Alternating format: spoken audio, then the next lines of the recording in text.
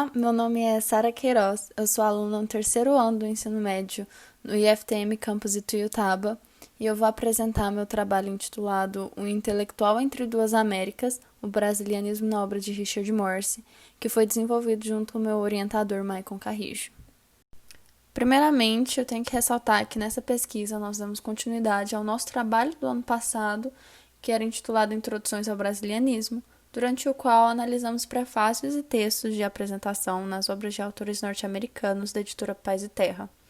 Para responder à pergunta do que é um brasilianista, nós nos baseamos em discussões e na bibliografia desenvolvida durante essa pesquisa, e pode-se afirmar então que o termo brasilianista ele se aplica de maneira mais ampla ao grupo de pesquisadores de outras nacionalidades, principalmente norte-americanos, que se dedicaram aos assuntos do Brasil.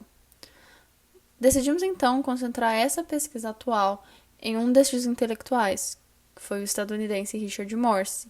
Ele se enquadra no grupo dos estudiosos treinados como generalists, que era um grupo composto por acadêmicos da década de 50 que tiveram sua formação voltada para a história da civilização ocidental e usavam uma abordagem mais temática nos estudos da América Latina, ultrapassando limites e fronteiras nacionais.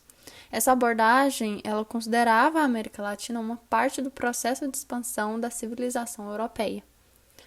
Já na década de 60, houve algumas mudanças no campo de estudos latino-americanos e mais estudiosos se voltaram a esta área devido ao apoio institucional do governo. Essa iniciativa governamental se deu devido à ameaça que era representada pelo avanço do comunismo e a Revolução Cubana, que levaram os Estados Unidos a buscarem uma relação mais estratégica com os países do Sul.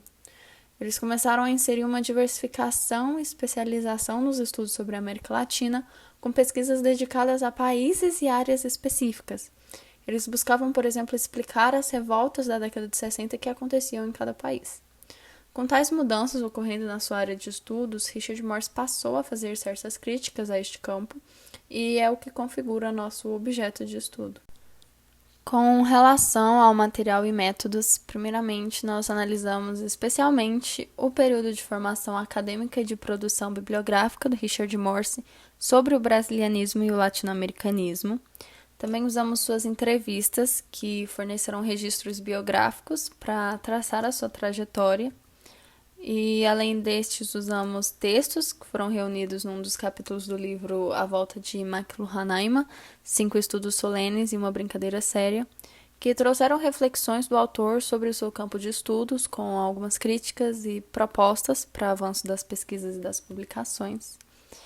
E, além destes, por fim, retomamos uma bibliografia sobre o brasilianismo e o latino-americanismo no papel de dados complementares, utilizando trabalhos que buscaram compreender suas características e a recepção em território nacional de alguns autores e alguns trabalhos.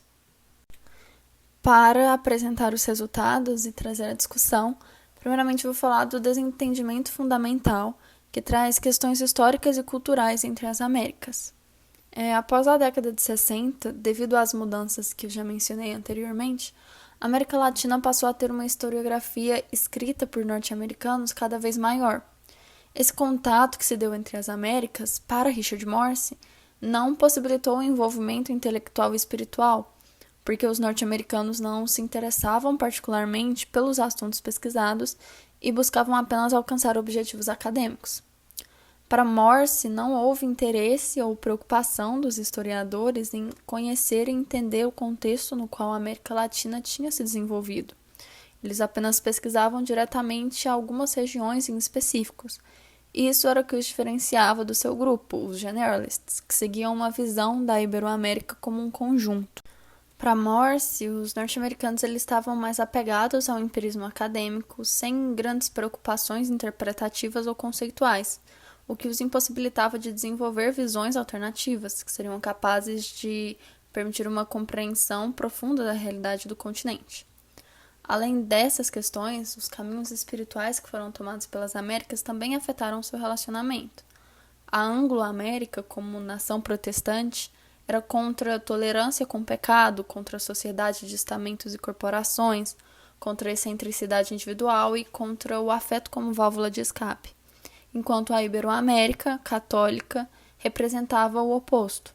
Dessa maneira, os historiadores norte-americanos traziam em si uma certa hostilidade e insensibilidade com relação à sua vizinha do sul, o que os levou a ter um contato que Richard Morse definia como pela porta dos fundos. O historiador, além de fazer algumas críticas a esse campo de estudo, também trouxe soluções. E a primeira delas, que foi apresentada, era uma espécie de terapia do olhar, que primeiramente reconheceria os empecilhos culturais e restauraria o que ele chamou de olho americano e de olho inocente. O olho inocente, para Morse, se perdeu quando o sistema educacional da América do Norte colocou a obtenção de um conhecimento empírico e objetivo acima de sentimentos, fantasia e idealismo. Para ele, para ser um historiador e estudar a América Latina, os estudantes precisariam primeiro restaurar o olhar de modo imaginativo, para conseguir entender o que ele chamava de encantamentos, que eram ainda presentes na sociedade da América do Sul. Já o olho americano era uma crítica à sociedade que Morse estava inserido, na qual o carreirismo teria sido responsável por perder esse olhar. Para ele, a busca por especializações e títulos acadêmicos ofuscava a visão dos latino-americanistas sobre a América Latina, e por isso não conseguiam estabelecer paralelos entre a história das Américas e o contexto do presente. Para Morse também, bons historiadores deviam olhar para o passado a partir do presente e responder e apontar caminhos para os dilemas da humanidade. Por último, uma outra solução apontada por Richard Morse, ela vem no texto de Uma Brincadeira Séria, e até mesmo o historiador a considera nada liberal e reacionária, e diz respeito à criação de 2 institutos de elite para um ensino e estudo real de história. Esses institutos seriam fundados por historiadores que se dedicariam ao ensino da história em si, praticado com os 2 olhos que citamos anteriormente. E vale ressaltar que, além da história ser um estudo interdisciplinar por si só, o Richard Morse considerava como historiador quem acredita que o passado ainda está vivo e deve ser levado em conta. Com isso, pode abranger acadêmicos de outras áreas, como direito e antropologia.